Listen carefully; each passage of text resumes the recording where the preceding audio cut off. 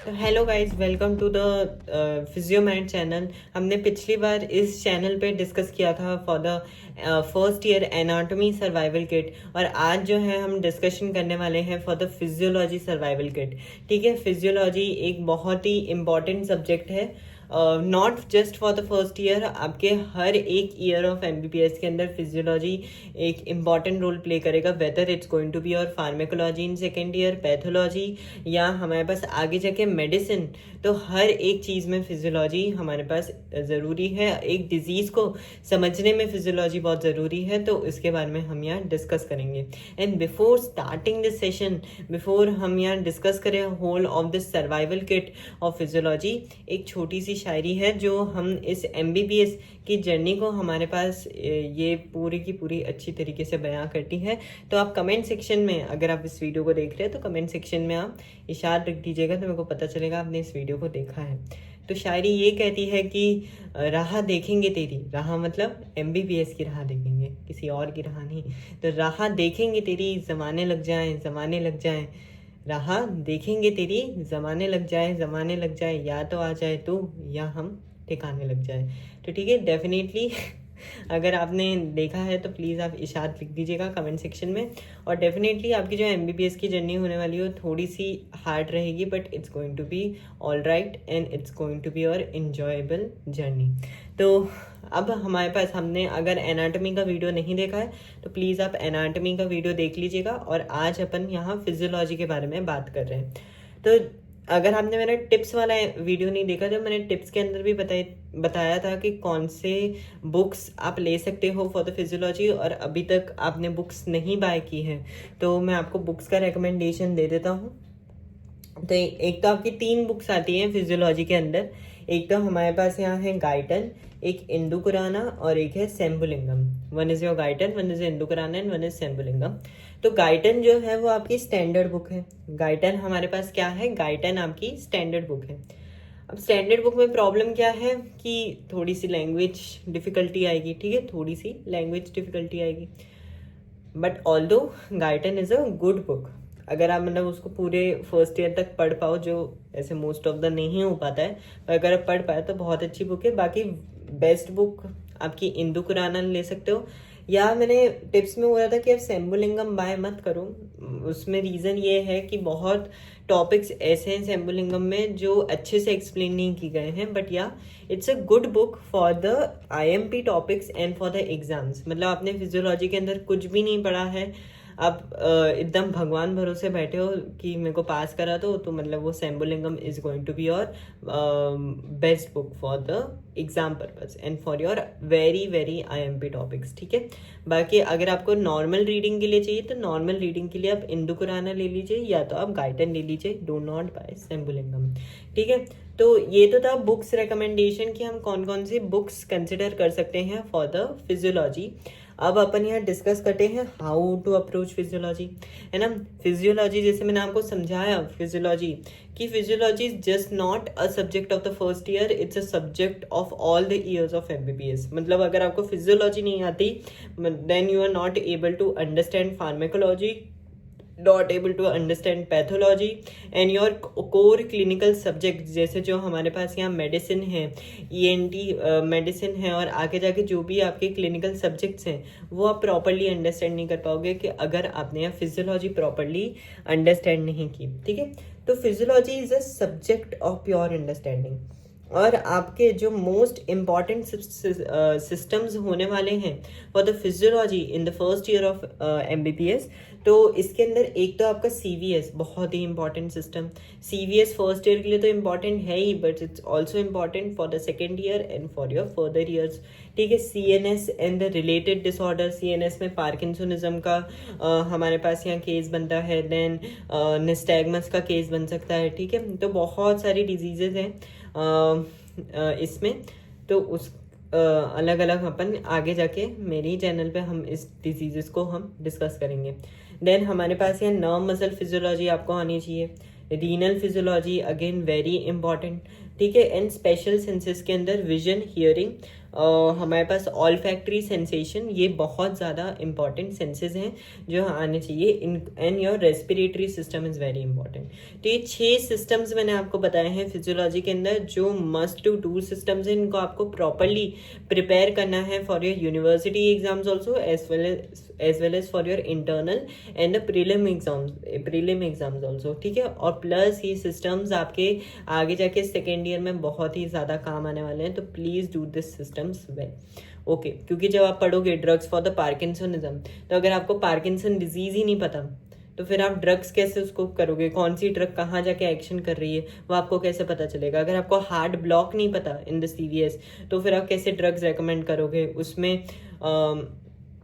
ठीक है। तो ये सब आपको प्रॉपरली अंडरस्टैंड करना है इन द फर्स्ट ईयर, ठीक है। ये सारे सिस्टम्स बहुत ही इंपॉर्टेंट है। तो आप जब फिजियो स्टार्ट कर रहे हो, फिजियोलॉजी अगर आप स्टार्ट कर रहे हो, तो सबसे पहले आप यहाँ अपनी जनरल फिजियोलॉजी कवर करिए। जनरल फिजियोलॉजी के अंदर बहुत सारे टॉपिक्स आते हैं, ऐसे होम्योस्टेसिस हो गया, एपोप्टोसिस हो गया, difference between the apoptosis necrosis, ठीक है। एपोप्टोसिस आप डिटेल में पैथोलॉजी के अंदर पढ़ोगे सेकेंड ईयर के अंदर। नेक्रोसिस भी वेरी मच डिटेल, टोटल 5 अलग अलग टाइप के नेक्रोसिस होते हैं, वो आप डिटेल में पढ़ोगे इन द सेकेंड ईयर। तो बहुत सारे टॉपिक्स हैं हमारे पास, resting membrane potential, action potential, ये सब जनरल फिजियोलॉजी के अंदर कवर होता है और इसको प्रॉपरली हमें करना है, क्योंकि अगर आपको जनरल फिजियोलॉजी आती है तो आपको फिर आगे की सिस्टम्स की जो फिजियोलॉजी है वो इजीली होगी। तो पहले जनरल फिजियोलॉजी कंप्लीट कर लो, जनरल फिजियोलॉजी के बाद नर्व मसल फिजियोलॉजी की तरफ मूव करना।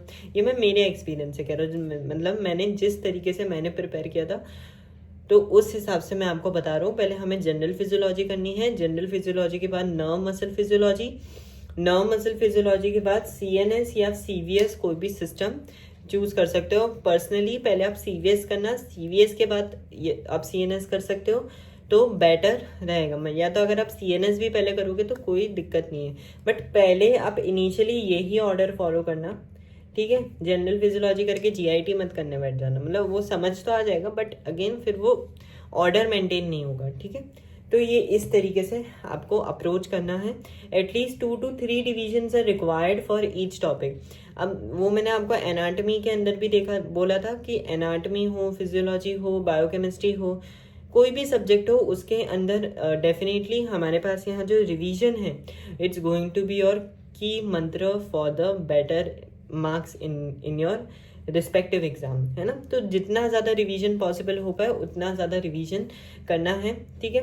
तो 2 to 3 रिवीजन्स तो पर्टिकुलर टॉपिक का हो ही जाना चाहिए। जैसे आपने सपोज एपोप्टोसिस पढ़ा आज, ठीक है, फिजियोलॉजी में एपोप्टोसिस आता है, बहुत ही बेसिक लेवल का, वो आपने पढ़ा।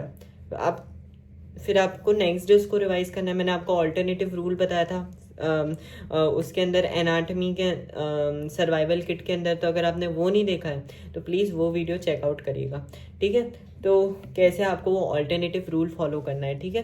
तो वो ऑल्टरनेटिव रूल फॉलो करके आप 2 to 3 रिविजन्स एक टॉपिक के आप कर सकते हो और बहुत ही अच्छा स्ट्रॉन्ग टॉपिक हो जाएगा आपका, ठीक है। Solve MCQ and reasoning questions for the better understanding, ठीक है। MCQ उस टॉपिक के आप लगा दीजिएगा, रीजनिंग क्वेश्चंस उस टॉपिक के करिएगा, तो ताकि वो टॉपिक और अच्छी तरीके से आपको समझ आ पाए, ठीक है। तो ये हमारे पास है। दूसरी चीज़ ये है, ट्राई टू रिमेंबर। अब ये तो मैंने एनाटमी के अंदर भी बोला था कि कोई भी टॉपिक अगर आपको ईजिली एक बार आपने वो टॉपिक पढ़ लिया, फिर आपको टॉपिक को रिवाइज करना है, तो आप उसको या तो डायग्राम्स बना के रिवाइज करिए, या तो आप उसको फ्लो चार्ट के फॉर्म में रिवाइज कर सकते हैं, या तो माइंड मैप के फॉर्म में रिवाइज कर सकते हैं। तो try to revise a topic by drawing the diagram, flow charts, और हमारे पास यहाँ माइंड मैप्स भी चलेंगे, ठीक है। Always learn by correlation. Physiology एक ऐसा टॉपिक है जिसमें एक सिस्टम, कोई भी इंडिपेंडेंट सिस्टम नहीं है एक्सेप्ट GIT, वो अपना एक अलग सिस्टम चलता है, और रीनल फिजियोलॉजी एक अलग सिस्टम है। बाकी हर एक सिस्टम एक दूसरे के साथ को रिलेटेड है। तो जितना आप को रिलेशन से फिजियोलॉजी समझोगे उतना आपके लिए अच्छा रहेगा, उतना आपका जो नॉलेज है वो पर्टिकुलर सब्जेक्ट का वो भी इंक्रीज होगा और आपकी अंडरस्टैंडिंग भी क्लियर होगी, ठीक है। तो always study a topic by the correlation, ठीक है। डिस्कस विथ योर फ्रेंड्स और group study will help to revise, ठीक है। अब अगर आप हॉस्टल में हो, ठीक है, हॉस्टल में इतनी पढ़ाई तो होती नहीं है, बट अगर आप कर रहे हो पढ़ाई तो ग्रुप स्टडी में अपने फ्रेंड्स के बीच में एक एक टॉपिक बांट दो वो पर्टिकुलर सिस्टम का। सपोज अगर आप जनरल फिजियोलॉजी पढ़ रहे हो तो एक फ्रेंड आपका होम्योस्टेसिस समझा सकता है, दूसरा एपोप्टोसिस समझा सकता है, कोई रेस्टिंग मेम्ब्रेन पोटेंशियल, कोई एक्शन पोटेंशियल, कोई बॉडी फ्लूइड कंपार्टमेंट्स। तो ऐसे उससे क्या होगा, ग्रुप स्टडी से आपका प्रॉपर रिवीजन भी हो जाएगा, प्लस आप घर जाके भी उसको एक बार रिवाइज करोगे तो वो जो आपका पर्टिकुलर सिस्टम है वो और ज़्यादा स्ट्रांग हो जाएगा। ठीक है, तो ये तो था अप्रोच कैसे करें फिजियोलॉजी को। अब आती है एग्जाम टिप्स। तो जो एनाटॉमी के लिए मैंने एग्जाम टिप्स दी थी, सिमिलरली वो एग्जाम टिप्स फिजियोलॉजी के लिए भी अप्लाई होती है और वो बायोकेमिस्ट्री के लिए भी अप्लाई होती है। क्या? डोंट फिल पेजेस मत भरिए, पेजेस भरने से कुछ नहीं होगा। आप उस टाइम मैंने आपको बताया था कि अगर कोई बंदे ने 10 मार्क का क्वेश्चन, 10 मार्क्स क्वेश्चन अगर 3 पेज में लिखा है और उसमें कंटेंट 90% से भी ज़्यादा है तो उसको मार्क्स ज़्यादा मिलेंगे। और आपने 7 पेज भरे बट 7 पेज में सिर्फ 50% कंटेंट है उस टॉपिक का, तो आपको मार्क्स कम मिलेंगे, है ना। 50% कंटेंट है तो मार्क्स कम मिलेंगे। तो मतलब पेजेस मत फिल करिए एमबीबीएस के अंदर। आपके प्रोफेसर्स को, आपके फैकल्टीज़ को आपसे ज़्यादा पता है, they are more experience, so don't fill pages. For an answer try to write answer in points and flow chart, वो मैंने बताया है। अवॉइड करिए पैराग्राफ राइटिंग हमें नहीं करनी है एग्जाम के अंदर। एंड ड्रॉ द डायग्राम्स, जितने आप डायग्राम्स ड्रॉ कर पाओ। मतलब अगर फिजियोलॉजी में ग्राफ्स ही होते हैं ज़्यादा डायग्राम में, तो 10 मार्क के लिए 2 to 3 डायग्राम्स एंड 6 मार्क के लिए या 5 मार्क्स के लिए एक डायग्राम, इट्स ऑल राइट। ठीक है, तो ये एग्जाम टिप्स। और प्रैक्टिकल पॉइंट में perform the practical, don't just listen. Physiology में प्रैक्टिकल्स में ऐसा होता है कि बस हम सुन रहे होते हैं प्रैक्टिकल्स को।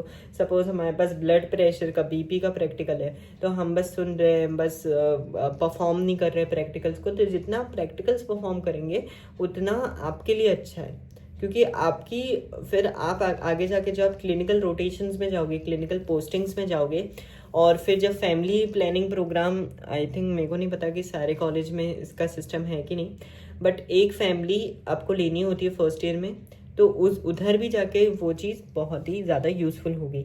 तो perform the practicals, don't just listen in cover in.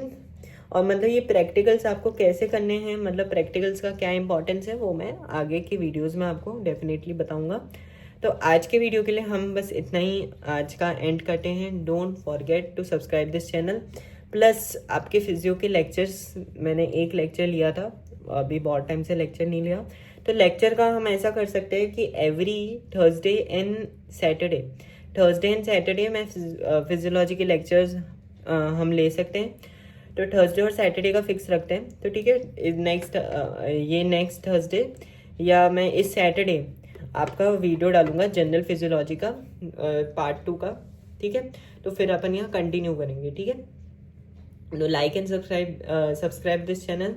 Stay tuned, signing here of.